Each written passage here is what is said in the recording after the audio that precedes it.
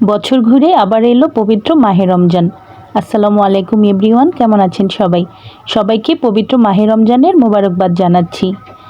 রহমত, মাগফিরাত এবং নাজাতের মাস হচ্ছে পবিত্র মাহে রমজান মাস। এই মাসে কম বেশি সবাই চেষ্টা করি বেশি বেশি করে আল্লাহ তাআলার ইবাদত করার জন্য এবং রোজা রাখার জন্য।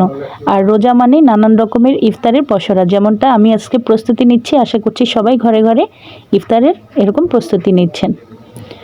তো বেশ অনেকদিন পর একটু ছাদে উঠে গেলাম, কারণ গাছ থেকে কিছু বেগুন তুলে নিব। আজকে গাছের বেগুন দিয়ে বেগুনি তৈরি করা হবে। আমরা বাঙালিরা মূলত আলুর চপ, বেগুনি, পেঁয়াজু ছাড়া আসলে কিছুই বুঝি না। যদিও এগুলো একেবারেই হেলদি খাবার নয়, সারাদিন রোজা রাখার পরে আসলে এরকম ভাজা পোড়া খাওয়াটা ঠিক নয়, কিন্তু এটা আমাদের বাঙালিদের একটা ট্রেডিশনাল বললেই চলে। আমরা আসলে ভাজা পোড়া ছাড়া আমাদের চলেও না। আমরা জানি এগুলো খাওয়া ঠিক না, তারপরেও কেন যেন ঘুরে ফেলে এগুলোর উপরেই ভালো লাগা কাজ করে। তো বেশ অনেকদিন পর ছাদে উঠে দেখলাম মাশাআল্লাহ প্রত্যেক গাছে গাছে ভালোই ফল ধরে আছে। এখানে খুব সুন্দর কিছু বেগুন ধরে আছে। এখান থেকে আমি খাওয়ার উপযোগী ৩-৪টা বেগুন তুলে নিব বেগুনি বানানোর জন্য। আর গাছে দেখছিলাম কত সুন্দর ছোট ছোট কালো মরিচ এবং সবুজ রঙের মরিচও আছে। আর মাশাআল্লাহ ছাদে এত পরিমাণে গোলাপ ফুল ফুটে আছে, দেখতে ভালোই লাগছিল। ফুল আমার ভীষণ পছন্দ। ফুল গাছ, ফল গাছ এগুলো দেখতে এমনিতেও অনেক বেশি ভালো লাগে। তো ছাদে একটু ঘোরাঘুরি করে দেখছিলাম এই যে ছোট ছোট করলাও হয়ে আছে মাশাআল্লাহ, দেখতে তো ভালোই লাগছিল। গাছে টমেটোও ছিল। তো গাছ থেকে আমি 4টা বেগুন পেড়ে নেই, বেগুন তুলে নিয়ে তারপরে নিচে চলে যাব। তো দেখছিলাম কোনটা কোনটা নেওয়া যায়, কারণ কিছু কিছু বেগুন একদম আকারে ছোট ছিল। তো যেগুলো খাওয়ার উপযুক্ত আছে ওরকম বেগুনগুলোই আমি নিয়ে নিয়েছি। তো এভাবে করে আমি 4টা বেগুন তুলে নিয়েছি, তারপরে সেগুলো নিয়ে নিচে চলে যাব ইফতার তৈরি করার জন্য। এই তো আমি বেগুনগুলো নিয়ে নিয়েছি, এবার নিচে নেমে যাব। আর একটা বেগুন দেখছি আম্মু এটা একদম মানে গাছে রেখেছে, কারণ এটা দিয়ে বীজ তৈরি করবে, সেজন্য নাকি এটা গাছে রেখে একদম বুড়ো বানিয়েছে। তো নিচে এসে ইফতার তৈরি করছি। আজকে ইফতারের আয়োজনে ভাজা পোড়া থাকছে, সাথে থাকছে চিকেন ফ্রাই।